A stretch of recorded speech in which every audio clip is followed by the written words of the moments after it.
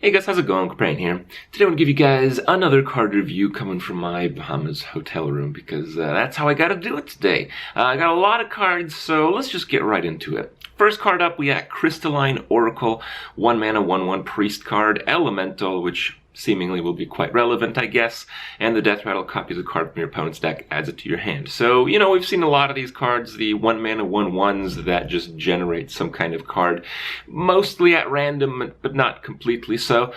This card gets it from your opponent's deck, depending on the archetypes, that might be kind of bad, but I imagine in a control mirror it'd be very good, and you got your N'Zothing, you got your Death Rattle quest, so I think it solidifies Priest in a control mirror quite a lot with this card while giving something for them to play in aggro. Overall, we're going to see this card a lot. And we had Sunkeeper Tarim. There was quite a lot of discussion on this card. Paladin Legendary, 6 cost, 3/7 taunt, and it sets everything 3 attack, 3 defense.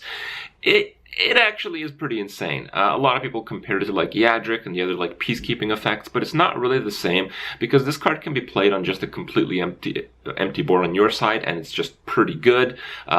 It's insane if you have a roughly the same number of minions. So if you have like 3 guys, your opponent has 3 guys, you know, you trade up on the one that you can, and then if your other 2 are smaller than his other 2, then you play this and then you trade those off. So I think it is one of those like super situational cards, but it's a lot less situational, and it has taunt, and it comes into play a little bit earlier. So I think all of those factors are actually going to make it a pretty insane card. We have Firefly, 1 cost, 1/2 elemental, battlecry, add a 1/2 elemental to your hand. So depending on how difficult it is to actually get the elemental triggers off, because a lot of the elementals, as you will see here shortly, are if you played an elemental last turn, do this, or do this to a certain degree. So this card is basically the trigger for those effects. It's not very good on turn 1, but it's okay. It's probably okay actually on turn 2 even, so it's a pretty flexible early game card, making it pretty good, but since most elemental decks are mid-range decks, you're going to need many cards like these, which means you're going to have to pair them up with a lot of card draw. So, you know, what kind of card draw tools can you use? Shaman's losing, you know, the ancestral knowledge and a few other things, so I don't know, it'll be a little bit tricky, but I imagine this guy will find a spot. Hame Geyser. 2 cost, deal 2 damage, out of 1/2 elemental to your hand. I mean, that seems like okay, but, you know, if you remember Jade Shuriken, 2 cost, deal 2 damage, put a 1/1 in play, and it's a Jade Golem, so that 1/1 is sometimes like a 10/10. Well, compared to that, this card is absolute garbage. So it really got me a bit worried with the whole Jade thing. It felt like elementals are just kind of like Jades, except they really suck in the late game in comparison. So I don't know. I think even though talk to some of the Blizzard guys, they're reassuring me that elementals are pretty good. I'll have to see it to believe it. Osric, neutral elemental, taunt, 9 cost, 5/5, and gains 5 health each time you play an elemental the previous turn. So this guy can be like 30 health if you played like 5 elementals the previous turn. But the idea is if you do that, you have to save all these low cost elementals. So if you're doing that, you're basically playing against the control deck, because if you're playing against the aggro deck, you just have to dump your hand as they go. So against an aggro deck where you really need the taunt, it seems like it's not going to happen too well. Against the control deck, well, they do have removal for cards like these, but, you know, maybe elementals have a lot of stronger threats earlier in the game that removal has to be used on, so maybe that's not too much of a factor. You know, you look at this card, it's like, oh yeah, that's really good against aggro. I actually think this card is probably pretty bad against aggro, but I think it might be alright against control, but I don't think it'll ever get too out of control, because you're never going to have any card with taunt over like 7 mana be any like game-breaking card, because then everybody runs Black Knight, everybody just puts in more removal in their deck, so you just can't get out of control as a result from that. Yeah, Stone Sentinel, new elemental, 7 cost, 4/4, battlecry. If you play an elemental last turn, summon 2/3 elementals with taunt. So really crazy effect. But again, it's a late game card. You need to have to play an elemental the previous turn. You can't just like dump this in any shaman deck. You have to play elemental shamans most of the time, because if you don't have the trigger, the card is absolutely terrible. 7 cost, 4/4 is just garbage. And again, in elemental decks, you gotta have those draw mechanics, because, you know, if you're in top deck mode, most mid-range decks do go to top deck mode, you're gonna have a 7 cost, 4/4 in a control deck. That's bad. So yeah, we'll have to see what kind of card draw tools are given to at least shamans, but maybe overall. Because remember, we're losing Azure Drake, we're losing the powerful card draw tools, and I feel like elemental decks need more card draw than even that. Clutch Mother, Zavas, 2-cost 2/2 Beast for a Warlock. What? When you discard this, give it +2/+2 and return it to your hand. So it's basically like discard fodder again and again and again, and it really promotes the archetype because the Warlock quest that discard a bunch of cards, well, this card can just constantly be discarded, and it has quite a lot of synergy. I think the fact that they made both legendaries for Warlock discard oriented basically solidifies that discard Warlock is going to be played. Otherwise, why would they do that? I don't know. I mean, we've seen some dumber stuff, but try it, I guess. Discard Warlock's probably going to be a thing. The Murloc quest, the Murloc quest, the Shaman quest. 1 cost, summon 10 Murlocs, reward Megafin. It's not too hard to do with the 4-cast spell that summons 4 Murlocs. It's summon Murlocs. My only issue with the card is that when you're playing an aggressive Murloc Shaman deck, well, first of all, you're losing, what is it? Every Fin is awesome, the thing that buffs your whole board. So that makes that deck a lot worse. But also that deck generally runs out of steam very quickly, and I think it runs out of steam usually faster than you playing 10 Murlocs. But I might be wrong. That's like a fine balance type of thing, and it seems like they're releasing some Murlocs, so maybe this will actually be an absolutely insane quest. I like that Shaman is getting 2 new archetypes rather than reinforcing just one. They're getting the whole elemental thing, and they're getting the Murloc thing. Megafin is I think it's a 5-cost 8/8 Murloc, and it fills your hand with Murlocs, which is basically you win the game. So really, really interesting card. I like it. Speaking of new Murlocs, we got Primal Fin Lookout, 3-cost 3/2 Murloc. If you control another Murloc, discover a Murloc. This is stronger than you think. You know, getting another War Leader is just like game breaking. Getting one of those like big health buffs, pretty game breaking. And you can get another one of these. You get just a ton more Murlocs for free. Yeah, that's pretty game breaking too. There's a lot of like super insane Murlocs that you can get, and it's not out of a lot of Murlocs. I think most of the time you're going to play this, you're going to be very happy with the result, making it basically an auto include in any Murloc deck, and probably an okay card in Arena if you can get a decent amount of them. Tol'Vir, a Stone Shaper, a 4-cost 3/5 Battlecry. If you play an Elemental last turn, gain Taunt and Divine Shield. Of course, it's not Elemental itself, which is the main weak point, because if you're playing this on turn 4, you can't play an Elemental if you play an Elemental trigger the previous turn on turn 5. So, yeah, it's really strong. I just don't know how consistently and how well it'll work with that deck, and that's really the deciding thing. Like, will it work curve-wise in that deck? We can't really know, because we don't know what all the elementals are. So until then, we can't really gauge how good the card is, but in the ideal situation, it is really, really amazing. And we have Kalamos, Primal Lord. I think best elemental we've seen so far. 8-cost 7/7 Shaman Legendary. If you played an elemental last turn, cast an elemental Invocation. So the invocations are, again, you have to cast them automatically. You get to choose which one. The first one is deal 3 damage to all your opponent's minions, so you get kind of like a flame strike and a big minion. That's pretty good. Yeah, that's one of the best effects in the game. You can gain 12 life. You can deal 6 damage to your opponent's face, and you can fill the board with 1/1 little elementals, I believe. So yeah, this card is going to see play. The Caverns Below, the Rogue quest, 1-cost quest. Play 4 minions of the same name. You have to play them, not summon them. And reward the Crystal Core. Crystal Core is a thing on your board that makes all of your minions permanently 5/5. So you kind of want to be playing that in an aggro deck, and you want to basically play the quest, like activate the quest with like shadow steps. And they said that, you know, we can't judge this quest because until they really reveal more cards. They revealed Mimic Pod, so draw a card and add a copy of it to your hand. That's kind of a bit clunky because you might not draw like the minion that you want to play 4 of. So it's a bit tricky, but it does seem like when the effect goes off, you kind of just roll over and crush your opponent because you're generally playing an aggressive deck. But yeah, I don't know. It's going to be a bit clunky, so we'll have to see just how clunky it is once we see more of the Rogue cards.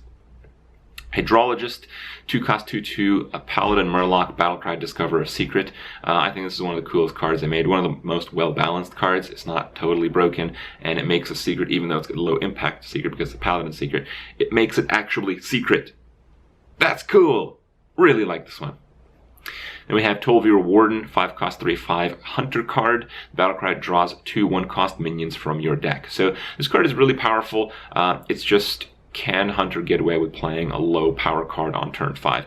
So if you guys remember, you guys probably remember, Mysterious Challenger pulling all the crappy Paladin secrets from your deck. Each secret by itself at that stage in the game is really bad, which makes it very good to pull them all out of your deck. So if you're playing kind of like a mid-range Hunter, you're going to run out of cards on like turn 6 and 7, and then your top decks are really important.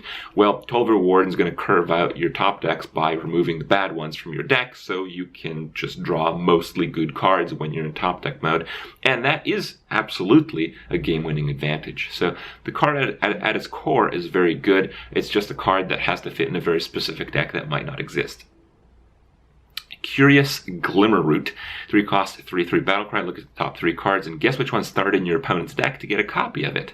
A really cool card. It's going to punish people who net deck, and everyone net decks, so I guess the card is just really good. I imagine it's going to be generally pretty obvious, but not always, but obvious enough on average that the card is pretty damn good. So cool stuff. Glutinous Ooze. This is basically the card we've been waiting for.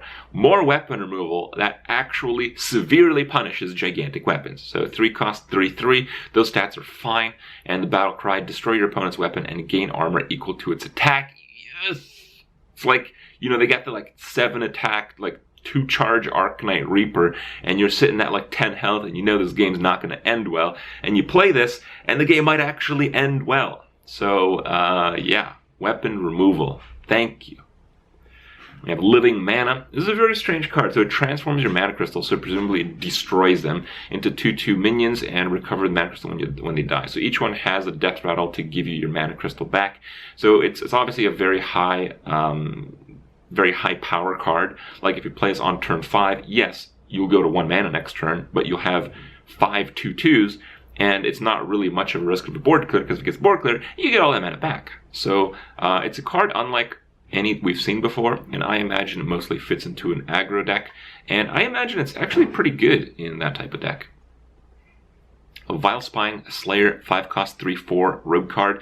Combo to destroy a minion, which is an absolutely insane effect, but it's a 5 cost card that you have to activate a combo. And we've learned through the Shadowpan Rider, that is not that easy of a thing to do. So it actually is a pretty balanced card, I feel, and it being the epic quality, I think is going to be relatively balanced in Arena, particularly because it's a minion. So I think it's overall an interesting card. It really is a type of card that we haven't really seen before, and it fills a stat line that isn't just completely insane. So I like it.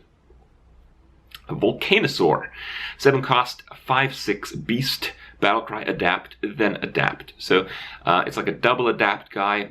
We saw like a druid card that was also a beast. I think it was a 5 cost 5/4 that adapted just once.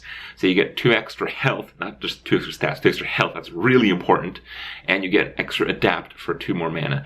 But you know, in Hearthstone cards that cost like a lot of mana generally suck. So yeah, I don't know.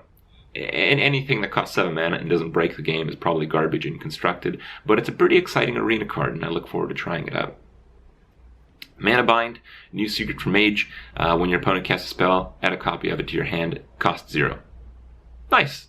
I think actually I've seen this as a custom card like a year ago, so good stuff, I guess. Should be pretty interesting. It's another like bit of a tricky card to play, but a lot of counterplay and a lot of good assumptions can be made when playing around a card like this. So pretty nice. Mirage Collar, 3 cost 2/3, Battlecry, choose a friendly minion, summon a 1/1 copy of it.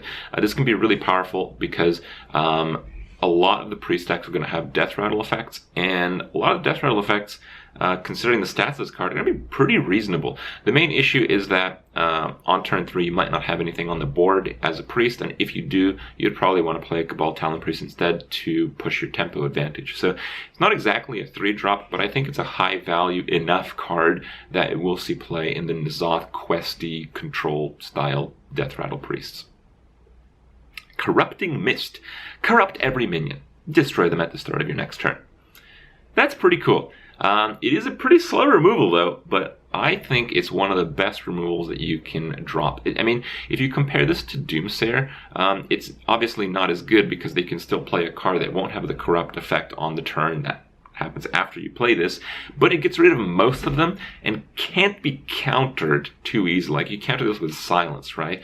So I like it a lot. I think it'll see some play in the Control Warlock decks, and it's just like kind of an exciting card, even though it looks really lame. So I think it's cool. Lost in Jungle, 1 cost summon 2/1 silver hand recruits. Pretty decent card, I guess. Molten Blade, 1 cost warrior weapon. It's a 1/1, but that doesn't matter because each turn this transforms into a new weapon, and these transform at the start of turn effects so far in the past do not restrict to classes, so you might get like weapons of other classes, and that might be pretty interesting though. I don't know what's going to be the Doomhammer. I don't know. Should be fun. I like it. And then finally we have the Marsh Queen. So a 1 cost quest, of course. It's the Hunter quest. Play 7 1 cost minions. Feels like you just do that anyway, playing most Hunter decks. So basically the quest is just play the game. And the reward is crazy. Crazy. You get an 8/8 for nothing, and it fills your decks with cycling 3/2 Raptors. That's insane. I think they really tried to up the power level of the Hunter quest, just because Hunters haven't seen much play recently. But man, I'm not sure I want to get zerged down by Mamasaur and a bunch of little ass Raptorsaurs and stuff. I don't know. We'll see. This card has me worried a little bit because encouraging people to play 1-drops is something they don't have to encourage any more than just the 1-drops themselves already. And that seems like a very difficult card to beat. So yeah, we'll have to see. Overall, some pretty good cards. Hope you guys enjoyed my speedy review today, and hopefully the next batch will be just as cool. Hope you enjoyed it, and I'll see you guys tomorrow.